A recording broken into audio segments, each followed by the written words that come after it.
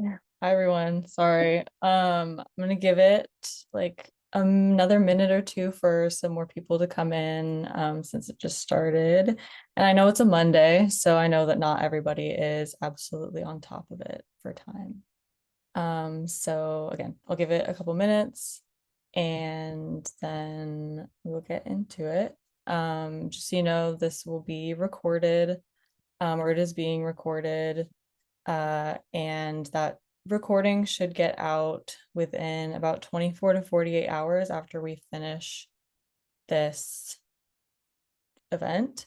So if you miss anything or you want to revisit it, or for those who weren't able to come, if you want to check it out, you'll be able to in about that amount of time. But thank you so much for being here. If you have any questions throughout the event, please make sure to ask them in the Q&A section. We should be able to get to all of them by the end. And yeah, so I'm really excited to get this started. This is specifically for community college students, but if there's anyone else who's snuck in who's not a community college student, welcome. We're going to talk a little bit about stress management on the community college level and getting active minds on your campus. Specifically speaking to will be Markie Pasternak. I'm really excited to introduce her to you guys and have her talk to you about stress management and getting active minds on your campus. Hi, Markie. Hello, everyone. Am I good to share my screen, Emily? You should be, yeah. Fantastic. Please pardon me, everyone, while I get the get the slide in view or the slideshow in viewing mode. It always takes a hot minute here. And to do it, gosh, sorry. And to do it while, okay.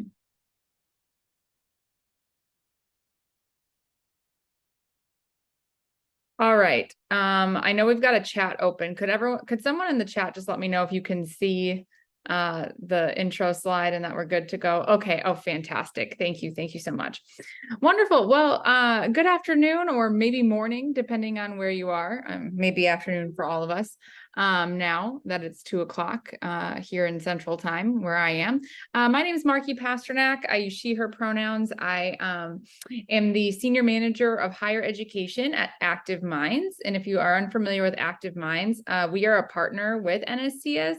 And I'm going to be telling you more about Active Minds today and about the work we do in mental health on college campuses, along with doing some specific health and wellness, mental health and wellness education for folks in community colleges. And so I'm really excited to speak with you all today and to give you some nice mental health and mindfulness strategies to round out your semester.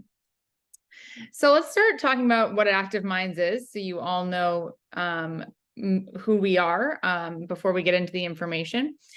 So 20 years ago, Active Minds started as an organization to destigmatize mental illnesses or mental health conditions and to bring awareness around mental health in general. And over the past 20 years, it has really grown into an organization that doesn't only try to destigmatize mental health, but also it aims to help college students and now high school students as well. We've expanded, but mostly college students and generally young adults practice good mental health strategies and to promote the importance of mental health and educate around mental health awareness in their community. So whether that's a college campus, at a high school, in a general community, Active Minds is made for young adults ages 14 to, whenever you might consider yourself not being a young adult anymore. Some people it's 30, some people it's, 35, whatever that might be. But if you're on a community college campus, we understand that ages can vary in that space, and Active Minds is open to everybody. But over the past 20 years, our organization has developed multiple suicide prevention and awareness programs, speakers who share their stories about mental health as a youth or young adult person. We have programs for the workplace along with schools. We hold a national conference each year where we educate people about mental health. And so that's a little bit about Active Minds. We started in 2003. Our founder's name is Allison Melman, and she lost her brother Brian to suicide, which is why she decided to start Active Minds. It was sort of a positive way to channel her grief and what she was learning about mental health from her brother's death. And her brother was a college student at Columbia University when he passed away. And she was also a college student at the University of Pennsylvania. And so she decided that college campuses were the kind of the context they were both in when he passed away. And that's where she could start an organization to bring some awareness to mental health on college campuses. And so the first chapter of Active Minds started at the University of Pennsylvania. And then a friend of hers started a chapter at Georgetown. And now we have grown to be on over 600 campuses across the United States in the past 20 years for chapters, or like a club you can join. But we are on over 1,000 campuses across the United States, whether it's they brought in a speaker or a program, but they may not have a chapter. So you can add 400 to 500 more campuses to the list if you just talk about Active Minds programming. And so we've had a tremendous impact on campuses across the United States. And part of the reason I'm excited to do this webinar with you all is the fact that Active Minds did start at a four-year school. And it was originally created with the context of a four-year college or university in mind.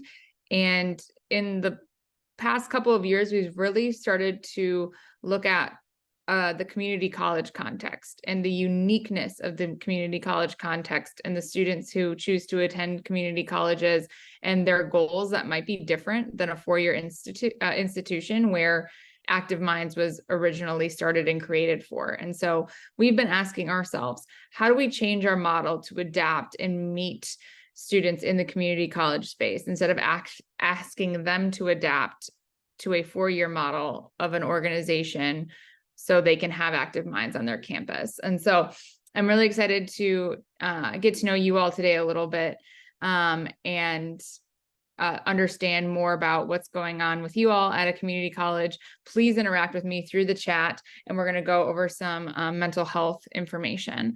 But before we get started, I'm also going to share my sound real quick because I want to share a video with you all about Active Minds.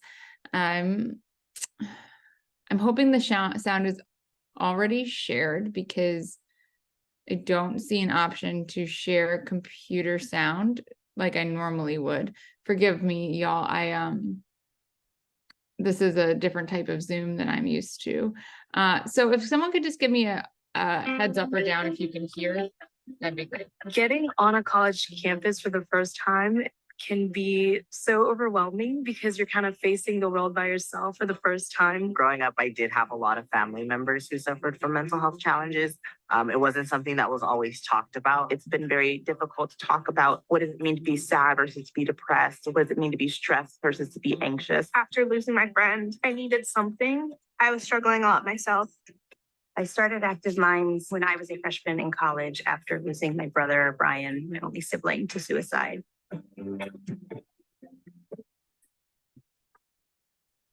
Active Minds is a national nonprofit organization focused on changing the conversation about mental health. We're most well known for mobilizing young adults to get involved in and change culture around mental health. We know that life is tough for young adults. And we also know that it's not just the students who have mental illness that have issues, it's all students. We have enough research to know that all students are dealing with things like depression and anxiety and the epidemic of loneliness.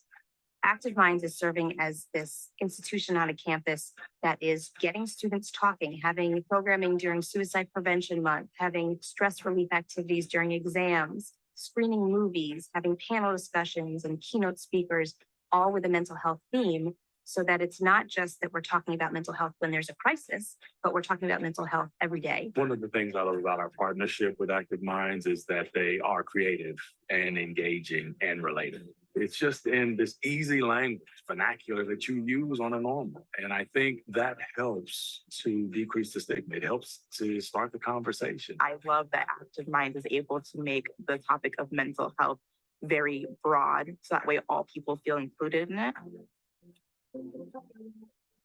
We were thrilled to start working with the Rand Corporation to understand if Active Minds was really making a difference. It was a longitudinal study. It has shown that the presence of an Active Minds chapter on a campus, just that alone makes people access counseling more, feel more comfortable. Those students had lower stigma and improved attitudes around mental health simply because they felt like their campus cared. That's unparalleled in the mental health field. It's amazing the progress that this movement is making. I feel that through your work and in the generations to come, you're at a tipping point. We really see ourselves as the organization that is going to propel change in America around mental health. They're the leading organization on college campuses. All of our players come from college campuses. So now when you come into the National Football League, guess what? We're going to continue the conversation. We're going to help you to continue the conversation. So no better way to do that than with our partnership with Active Minds. When Color Street chose to partner with Active Minds, we knew that they had an amazing story to tell. Having a national reach through our network of independent sales associates and customers, Active Minds has given us the language we need to help them get the conversation going in the communities where they are. I think what Active Minds has done has been an extraordinary contribution to not only college campuses, but as a model for what we can do in civil society to make sure that we look out for each other in the same way that we hope people will look out for ourselves. The empathy, the knowledge I gained from Active Minds is something that I will carry with me long after graduating from college. Active Minds has just changed my life. It's something that I'm not sure I would be here without. It was my savior. It was my passion. And it's something that I will never forget. Active Minds is saving lives. Active Minds is a change maker. Help us as we continue to change the conversation about mental health.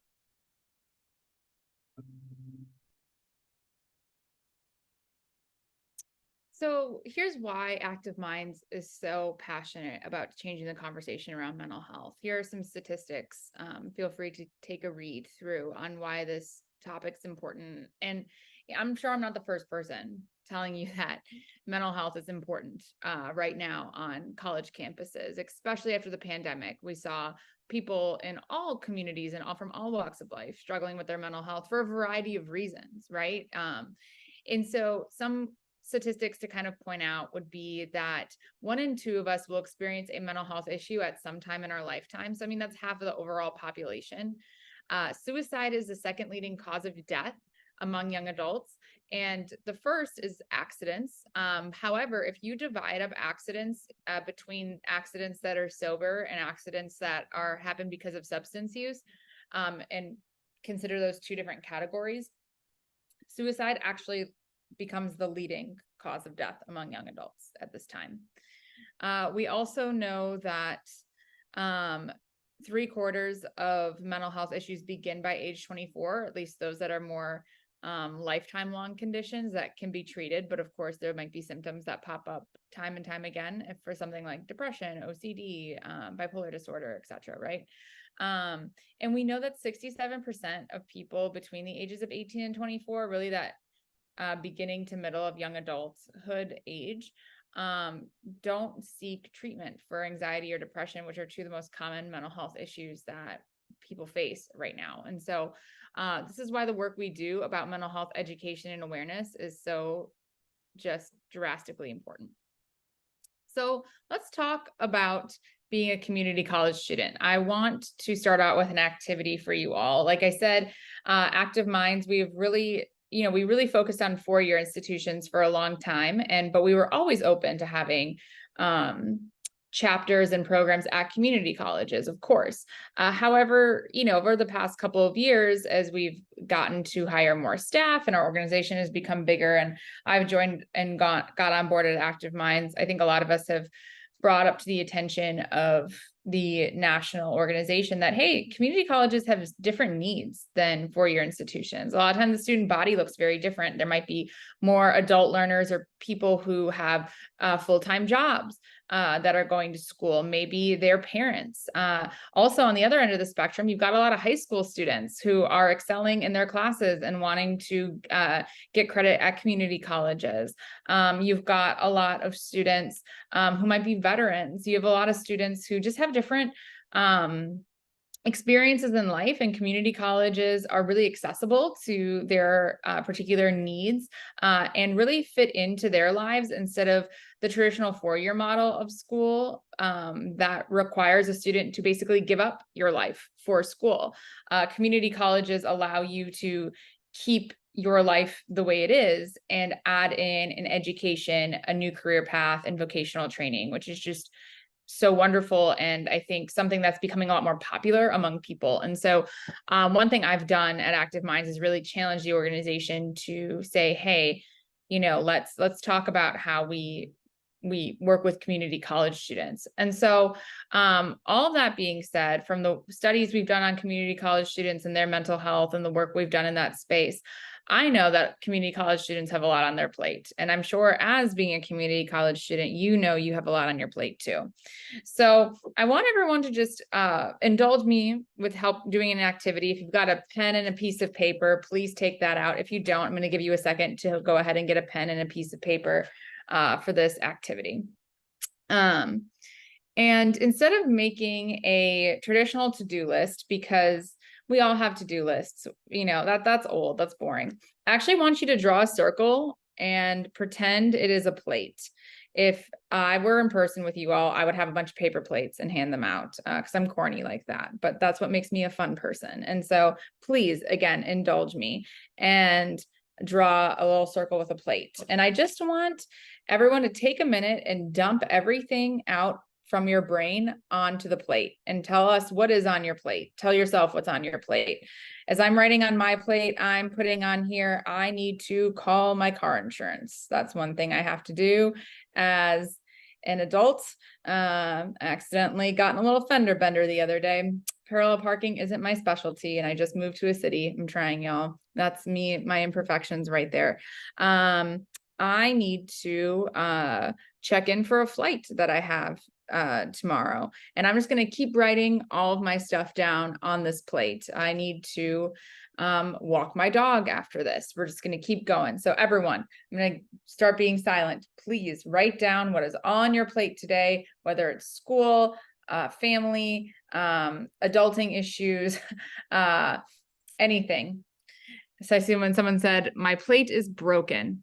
Oh no, I'll need to learn more about what that means. But everyone, please write down what's on your plate.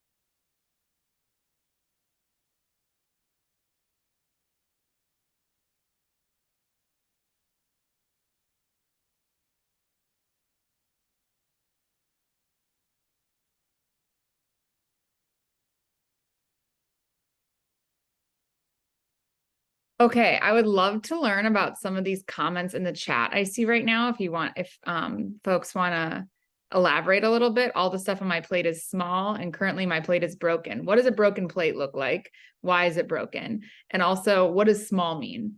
I'd love to know. And as you're answering, I'll show you all my plate. I drew my little circle in my notebook, and I wrote all my things down, or some of the things. There's even more as I'm brainstorming, but so I'll take a look at your plate.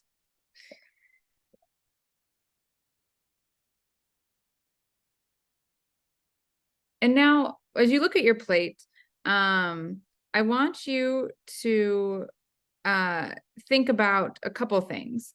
One, when we think about self-care, right? I know a lot of times it's tempting to think about self-care as a bubble bath, or getting your nails done, or watching your favorite TV show. And those are forms of self-care.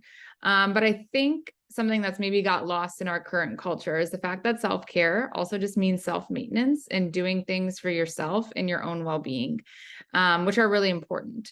And as I look at my plate, a lot of my stuff is actually self-care. If I think about, you know, one of my things on my plate is signing up for a gym membership at a new gym. That would be physical self-care.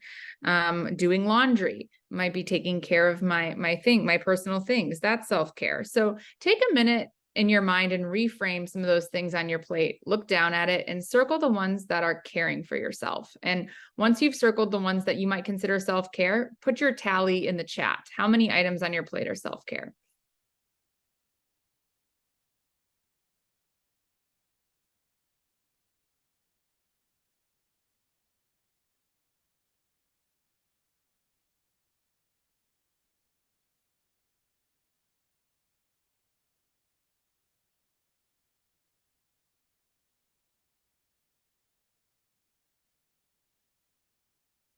That's okay. If you can only think of 3, that's fine.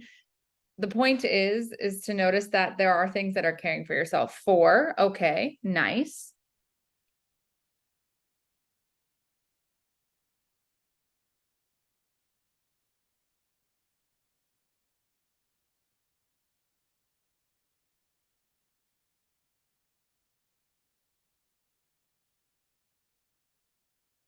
So I think it's safe to say that our plates can be kind of divided into 2 categories. There's things on your plates that are considered self-care, and then there are things on your plate that you have to take care of, and you're not really able to take care of them if you don't take care of yourself, right? So it might be hard to get that assignment done for school if you haven't gotten all the sleep that you need to get, or if you haven't had time to exercise, you might feel a little cooped up. If you haven't had time to make yourself dinner or plan what you're going to eat, it could be really difficult to, you know, go help a friend out and mow a friend's lawn or rake leaves with a friend or something when they asked you to do that if you're starving the entire time, right? Those are very simple examples, but they're examples that are important to share, that if you don't take care of yourself and fill up your own cup, you can't really pour out to others or into other things that aren't considered self-care. So today we're going to go over some strategies for self-care and reframe mental health and well-being a bit. I'm going to get a little technical with you all, but I feel like you're college students, you're bright folks. I can get a little technical and go over some theories with you. And if any of you are studying any sort of health subjects or psychology or something like this, public health, this might be of interest. But a public health professor at Emory University in Atlanta came up with this dual continuum model as a new way of looking at mental health and well-being. Many times in our society, we think of mental health and well-being of being only this horizontal continuum right here. Do you have a mental illness or do you not have a mental illness? And if you don't have a mental illness, you don't really need to care about your mental health. That's kind of the idea of mental health in our society. If you don't have depression or OCD or anxiety or bipolar disorder or schizophrenia, then you don't need to go to therapy. And that's the one way to take care of your mental health. And I'd say this was even more of a popular way of looking at mental health pre-pandemic. And then all of a sudden our entire culture at one time seemed to get a wake-up call that there's a vertical access to mental health as well, where people can go from languishing to flourishing in their health and wellness, depending on things like an external environment, or depending on things that are happening in your life. And so all of that being said, mental health really does lie on this dual continuum. And now the one thing I do disagree with Dr. Keyes on, as though he is an amazingly smart man, is kind of the way the vocabulary he used. I'd consider all of this to be mental health, and this to be more mental wellness, and this to be more mental illness, as he did define it, or rather emotional well-being and psychological well-being. So this horizontal axis would be our psychological well-being, the presence or absence of symptoms associated with mental health disorders, like mood disorders, anxiety disorders, eating disorders, etc. Whereas this vertical axis is more about key components like self-acceptance, having a purpose in your life and motivation, autonomy, a healthy environment to live in, healthy relationships, and personal growth. And so, we know, as mental health has been more educated, talked about, that in order to move on the horizontal access, that if you're living with a mental illness, if you want to get from high mental illness to low mental illness, you go to treatment, you go to therapy. And depending on the severity of your condition, you're going to be able to go so far on the continuum, but you always might live with a mental illness. It's just a treated mental illness, right? And that not everyone has or lives with a mental illness either. Everyone, however, does go from languishing to flourishing at different times in their lives. So I would argue it's even more important to understand this hidden access that we don't really talk about. And it's funny because we talk about it for physical health all the time. If I was diagnosed with cancer, you wouldn't tell me that I shouldn't be eating healthy or working out or getting enough sleep just because I had a chronic sort of physical illness. You wouldn't say, oh, your physical health is fine as long as you don't have heart disease or some other chronic issue or illness. Physical health, we think of these sort of flourishing to languishing pieces that are done on a daily basis all the time. Why not think about mental health that way? And so what does flourishing and languishing look like? If you're languishing, you might notice yourself being a little joyless, aimless, indifferent, not excited about the future, some sort of in a place of stagnation. You might feel meh, as the picture says. And of course, some of these being happening over a long period of time, for like 2 weeks, 3 weeks to a month, without some sort of reason for it, like a death of a loved one or something like that. Those might be signs of depression. And so then you're kind of going on to that horizontal axis. But there are just days or a couple days where we feel this way, where we're languishing, right? And then there are signs of flourishing. Flourishing would be a feeling of resilience, right? What comes your way, you can handle it. Optimism, general, hopefulness for the future, joy, excitement about things, an ability to focus and do tasks that you need to get done. We've all been in this flourishing state where you just feel like you're getting stuff done, things are easy, and even if things are hard, you have the motivation and the sort of the drive to tackle them, right? And so all of that being said, we're going to talk about how to flourish. When you're languishing, how can you flourish? What habits can you cultivate on a daily or weekly basis that could help you flourish more often? And again, just because you're cultivating these habits doesn't mean you'll always be flourishing, right? You could lose a loved one, go through a breakup. You could get a bad grade on a test, whatever it might be, right? If you're struggling financially, if you're struggling with family things, those could, that's going to be hard to flourish because of those things in your environment, of course. But the idea is to build resilience so that you're not going all the way down on the languish vertical access, that you're at least able to stay above water. Just like, if somebody who works out often is probably more resilient in their body in a lot of ways, right? Somebody who gets a good amount of sleep, somebody who eats healthy, it might be easier to fight off illnesses that might come your way. And so cultivating these things, let's pretend that gracious self-talk is your working out, gratitude is your eating well, and mindfulness is your sleep for your physical wellness. These are three things for your mental wellness that we're going to go over today on how to do, what they mean, and how to put them into your everyday lives. Let's see. I just wanted to take a minute to just look at the chat real quick. I'm sorry about all these hard things going on. And there are definitely ways to tackle these. And I'm hoping that some of this stuff will help and that you can find little nuggets of wisdom in each of the things that we go through and go over.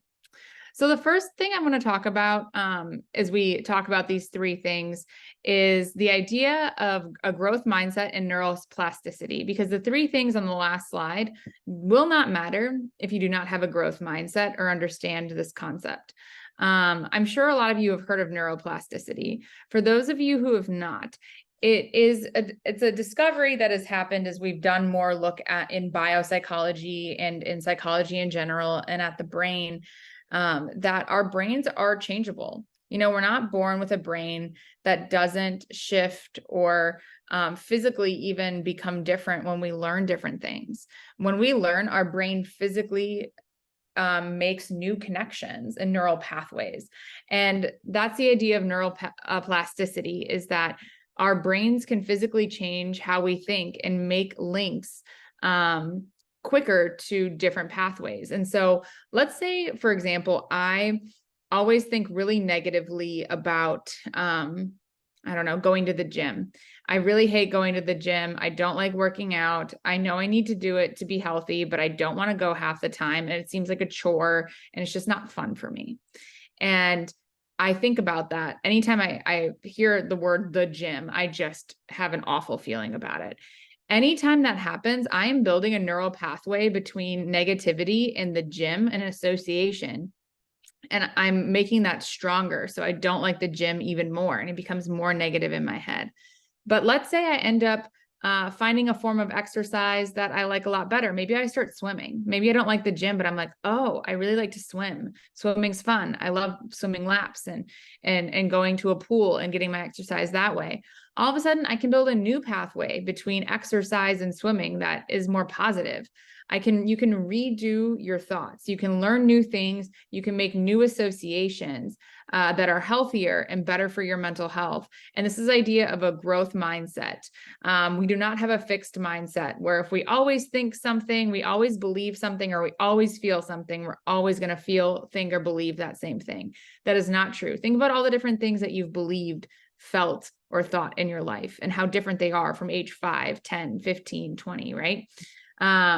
That's what we can do when you start cultivating these practices, these mental health practices like gratitude, positive or gracious self-talk, and mindfulness. You can redo these pathways so that life is easier to deal with when you need to deal with something.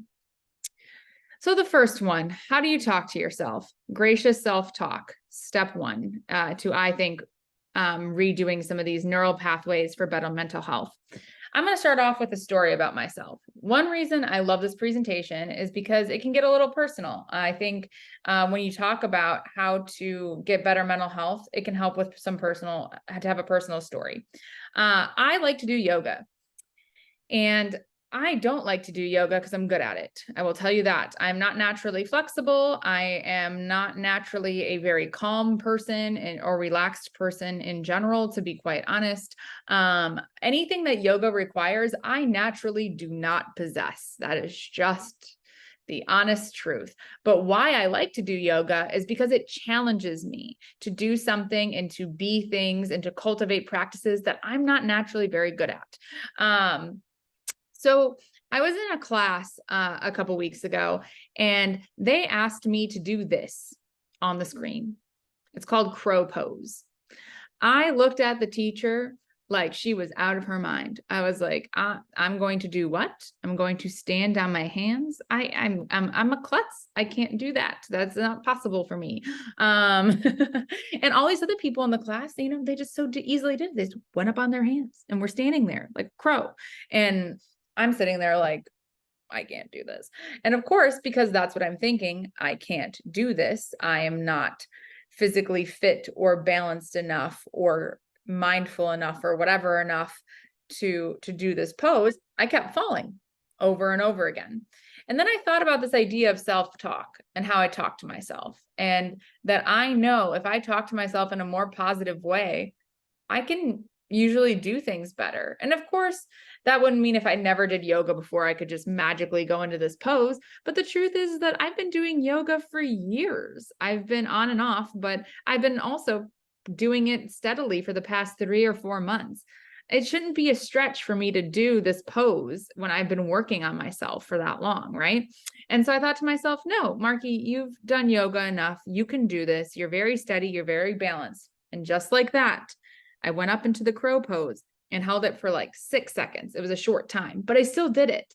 And that's the thing about self-talk, is that's really important, is that sometimes the narrative that we have going on in our heads actually sabotages the way we behave and the outcomes that we have in our everyday lives, because it's negative and it's assuming that you can't do something or that the worst is going to happen.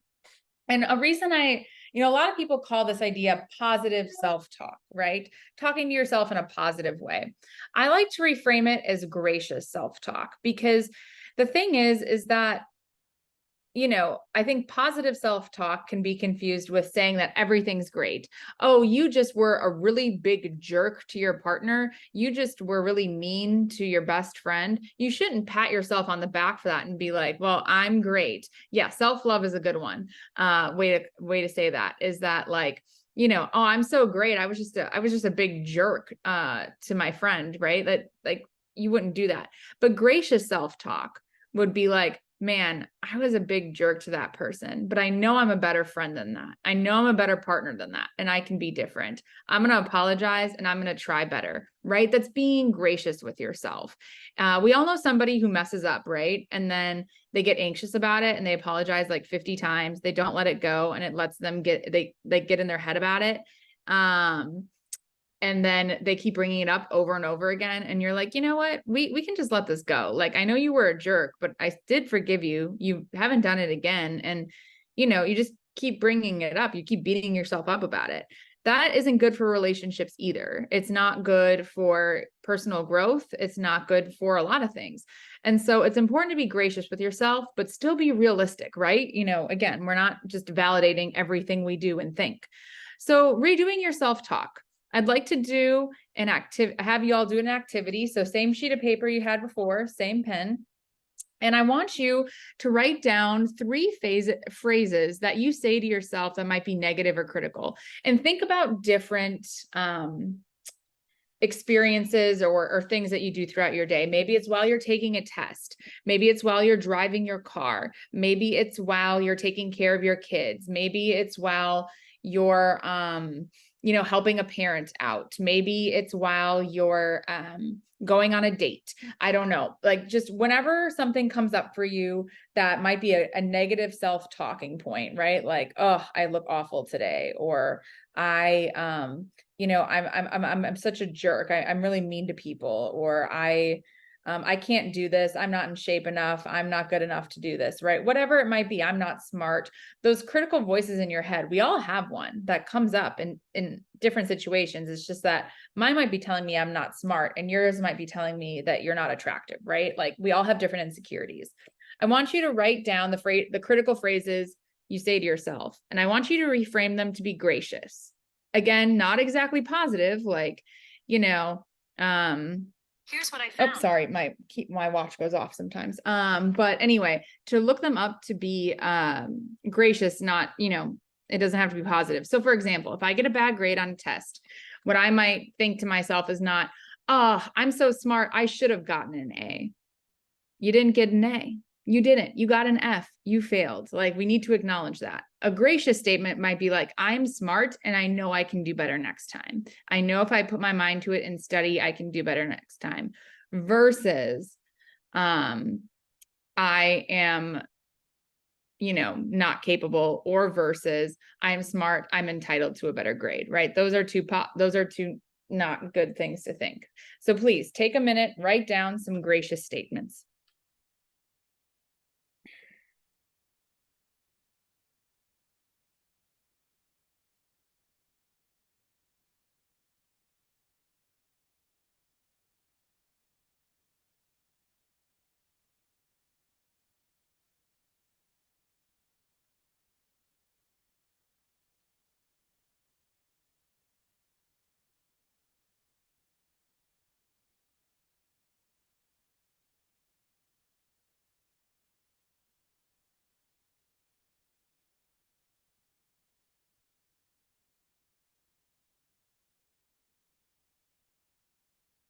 If you would like to share any of your gracious statements in the chat, I would love to hear some, but know that that is not required, because I am understanding that these might be personal as well. But if there's anything you'd like to share to inspire the crowd, please do.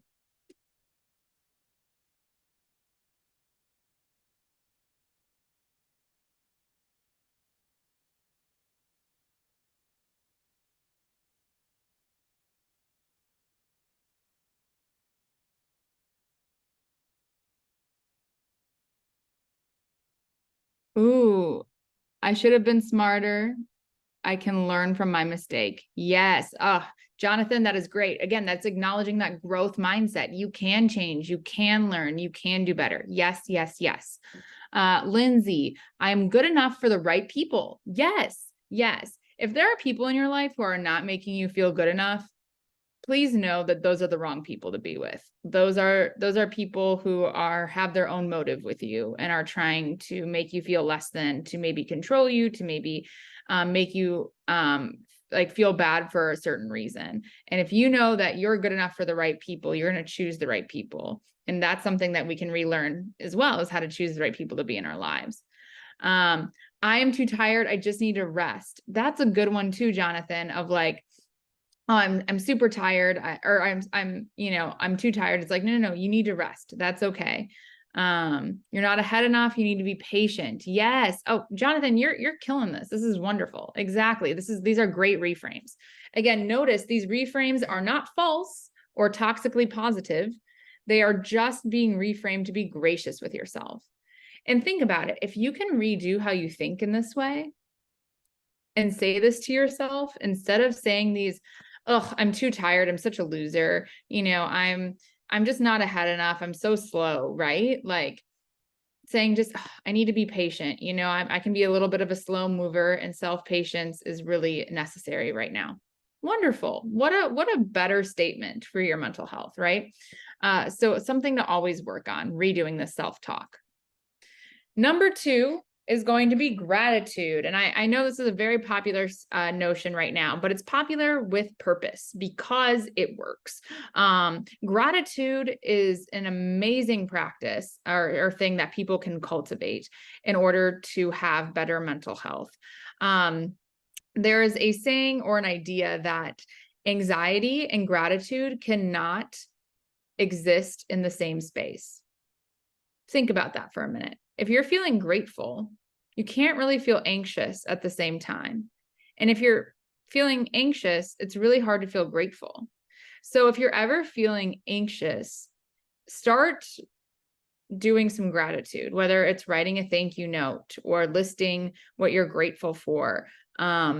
It can be a really good way to undo anxiety and even depression too. So second personal story you all are getting during the presentation is one reason I'm very passionate about mental health and what got me into this job in the first place is one of my best friends growing up. And when I say best friend, I'm an only child. So when I had best friends, they were like siblings, right? So one of my best friends, Jennifer, had clinical depression and was suicidal. And I felt like I was always trying to come up with ways to maybe help her feel better, or to kind of combat the depression as her friend, especially when we were like in middle school and high school. Because I wanted her to make it, and I wanted her to know I cared about her. But I knew that just telling her I was there for her all the time was good, but there need to be other steps. So one day I was creative and came up with an idea that we were going to write thank you cards to everybody in our lives, like for not just like a gift or anything, but just thanks for being a friend.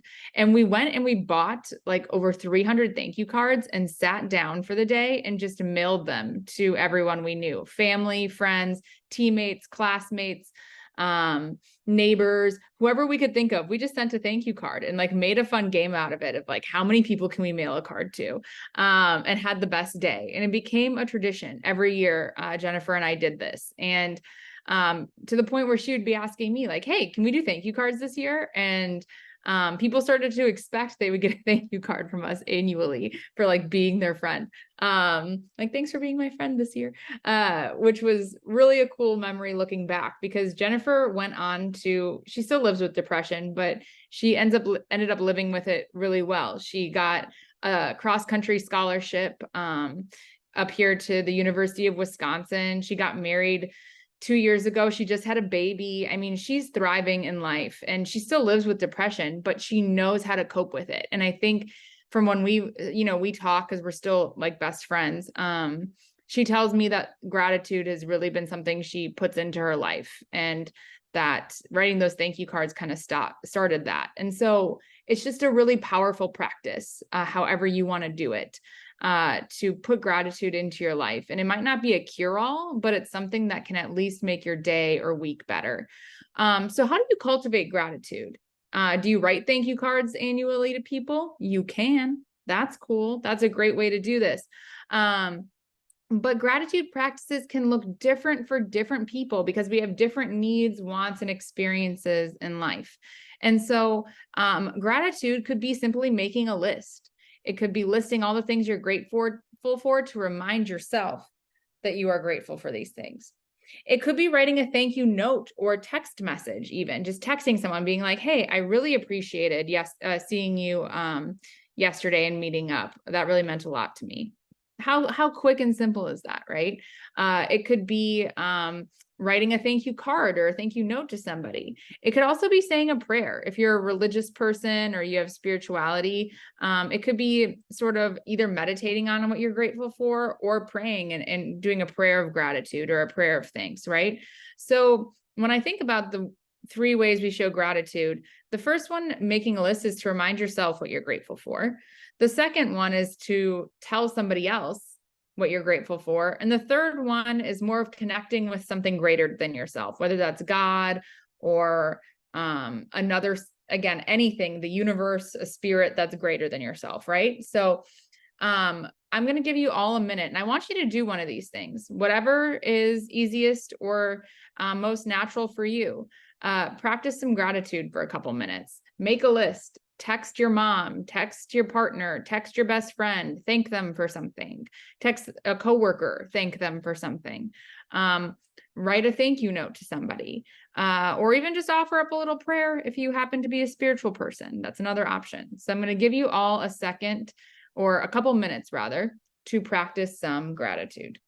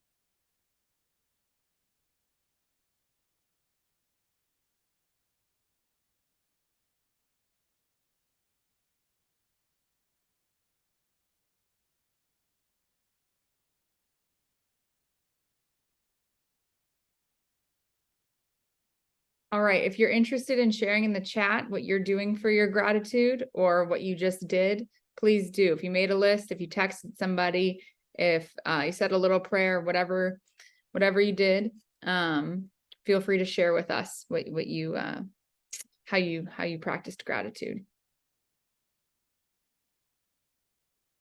Said a short prayer. Very cool, Jonathan. Thanks for sharing.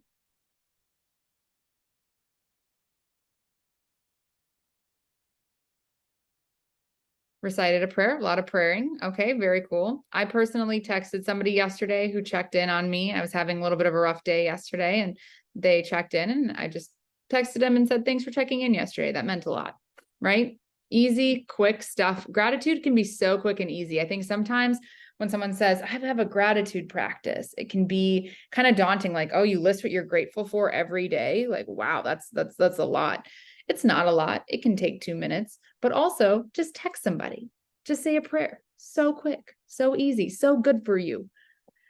And I love that. Your best friend sitting next to you and you just told her that you love her and appreciate her. Yes, yes, yes. See, simple things. Anytime you have a chance to say thank you, that is a +1 for your mental health, folks. Take the opportunity. And before we wrap up our presentation here, I want to hit on a last mental health tip would be, or way to cultivate a flourishing mental health or mentally healthy state in your life would be mindfulness. This is a word that's tossed around a lot these days as well. But a definition for you all would be that mindfulness is a mental state achieved by focusing on one's awareness of the present moment while calmly acknowledging and accepting one's feelings, thoughts, and bodily sensations. All right. So the picture even illustrates it, right? One is mindful, if you will. They're thinking about everything on their plate, right? That we wrote on a couple of slides ago. All the things they need to do, all the things they're worried about, all the things that happened in the past, et cetera, et cetera, et cetera. And mindful is noticing the present moment. Notice the dog's just thinking about the trees and the sun. That's being in the present moment. And so mindfulness is cultivating a practice or a mindset rather of focusing on what's going on right now and not thinking too much about the future and worrying, not thinking too much about the past, but thinking about your present moment and being very, again, present and in the here and now. So it gets a little more complicated than that, but in a good way. There's a writer, psychologist named Jon Kabat-Zinn. If you want to learn more about mindfulness, I highly recommend checking out some of his books, his videos, his podcasts. He's really I would say the father of mindfulness in a lot of ways, at least modern day, if you will. I know mindfulness, it has roots in religious traditions and cultural traditions and things like that. However, John is really like the modern day kind of expert on mindfulness. And he defines 7 attitudes of mindfulness.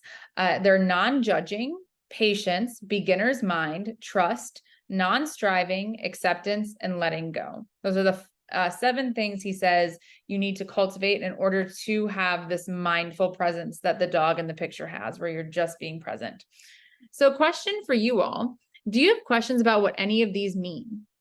I know we may all know what trust is, for example. That's not hard to figure out. But are there any of these 7 that you're like, what does that exactly mean? I'm unsure of what that is.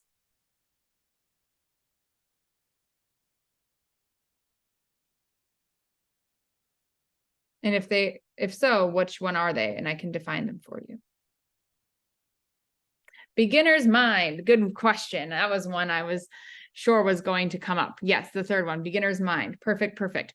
So beginner's mind is the idea that you are experiencing something for the first time at all times with the same excitement and enthusiasm and curiosity that you are approaching it as you were with the first time you saw it. And so, for example, I don't know if we've had any folks who are fans of the show Ted Lasso. If you're familiar with the show, there's a line in there he talks about where he says, I decided to be curious and not judgmental, right? When he tells that story while he's playing darts. And that's what beginner's mind is. It's being curious. It's being open to things being different than you thought they were. And it's approaching everything with the curiosity that you might not be like, oh yeah, I've seen this before. I know exactly how this is going to go, exactly how this is going to end. It's being open to anything can happen and being excited about the possibility of the unknown. Non-striving. Non-striving is going to be, we're not chasing something, right? So non-striving, I think actually may be one of the hardest of these 7 to cultivate, because we live in a society that tries to make us strive all the time. Okay. So for example, in our society, we live in a capitalistic society where we turn on the TV and there is a commercial telling us that if we buy the new Ford truck, that our life is going to get better, that our partner is going to love us more, our kids are going to be super excited about the new truck, and we're going to be able to drive faster than we ever have before. You know, you can think of 20 commercials right now, right? That are telling you, if you buy this product, you will be happier. And then even go further than that. If you get this degree, you're finally going to be happy. If you lose weight, you'll finally be happy. If you move to a different house, you will be happy, right? We have this idea in our mind that we always need something else, that what we have isn't enough, that who we are and what we are in this moment is not enough, right? The friends we have aren't enough. The food we have isn't enough, that we always need something more. Sometimes we do need more. Sometimes if there's no groceries in the fridge, striving to go to the grocery store is a good idea. But for the most part, being non-striving is saying, hey, what I have right now is enough. Who I am right now, physically, mentally, and spiritually, is enough. And I don't need anything else to be happy. I'm okay with where I am right now. You're not striving for anything. You're not trying to be better, have more, do better. You're just being who you are right now and accepting it. And again, sometimes we need to strive. But in order to be in a mindful space, non-striving and knowing that you're good enough in the moment is the purpose. Letting go. So letting go, I know we're at time, so I'm just going to take a couple more minutes. So if you need to get off, I totally understand. But letting go, I think, is best illustrated by a sort of a, not a picture rather, but a metaphor in John Kabat-Zinn's book. He talks about a community in India that was, I believe it was in India, I want to say, or somewhere in East Asia, where there were, they have monkeys in their jungles out there. And they had a community that lived near their jungle, and they had a monkey issue where the farmers would have, or people would be doing stuff outside, and the monkeys would come in and eat the crops. And it was super annoying. They were big pests. And they're like, how do we get rid of these monkeys without, like, you know, killing the monkeys, right? We don't want to kill them. We just want to have them to not, you know, get at our crops. So what they ended up doing was they ended up, I think it is India. Okay, perfect. Awesome. So you know the story I'm talking about. So basically what they did is they took coconuts and they put a banana on a string in the coconut, and they put a hole in the coconut just big enough for the monkey's fist, or sorry, the monkey's hand like this to get through. But if they grabbed the banana and made a fist, they couldn't get their fist out of the coconut. And the idea that why John writes about that kind of trap in the book is that a lot of times that's what we do in our minds, is that there's a banana, there's something that we really want. We want to be in a relationship with this person. We want to have this specific amount of money. We want our kid to succeed in this way, whatever it is. And there's an idea we just can't let go of, right? And if we just let go of the thought or the want, we could slip out of that trap. We could live happier lives. We could be okay with what we have right in the moment. And so it's letting go of that thing, you know, letting go of that worry, letting go of that need for something more, is going to get you out of that mind loop or that bad headspace that you're in sometimes. And so that is the idea of letting go. So if you want to cultivate more mindfulness, I would highly, highly, highly recommend thinking about these 7 attitudes and trying to cultivate them. And if you want to learn more about them, look up John Kabat-Zinn. Great guy to talk about them. We don't have time for a little body scan, but you can look it up on YouTube and do 3 minutes of mindfulness. And I promise you, it will fly by faster than 3 minutes. It'll be the fastest 3 minutes of your life. And if you think about those mindfulness attitudes as well, it goes by even faster. And it's very relaxing. So did you enjoy this? Do you have, do you want to do more for your mental health? You can with Active Minds. So you can look on our website, activeminds.org, to see if you have a chapter. You can click on National Chapter Network. And under that, and I'm going to put the link in the chat. Under that, you can see if your school has a chapter. If they don't have a chapter, you can start one. If you have a chapter, you can get involved, join Active Minds as an individual, and do these activities with a group of students at your school. We do stuff like this in Active Minds all the time. And then finally, if you're not interested in maybe getting involved, maybe you don't have time, maybe you've got a lot on your plate, you can partner with a campus chapter as part of NSCS because we are national partners. So work with your Active Minds chapter to do a combined wellness or mental health centered event. Right now we have some money set aside for community colleges specifically. So if you're interested in starting an Active Minds chapter, please email me because I can make the opportunity very easy for you this year if you're interested. It is free to start a chapter on your campuses, but a little bit of funding for swag to hand out, speakers to bring in, and events to start your chapter up is never a bad thing. And we have some of that for you all. So thank you. Thank you so much for joining me today, for learning about Active Minds and cultivating some mindfulness with us. We really appreciate it.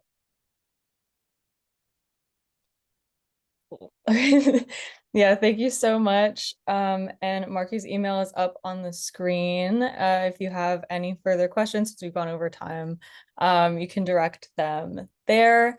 If you are interested in partnering with Active Minds on the NSCS level, you can always contact your chapter leaders or your chapter operations manager for that. And our contact information can be found on the NSCS website.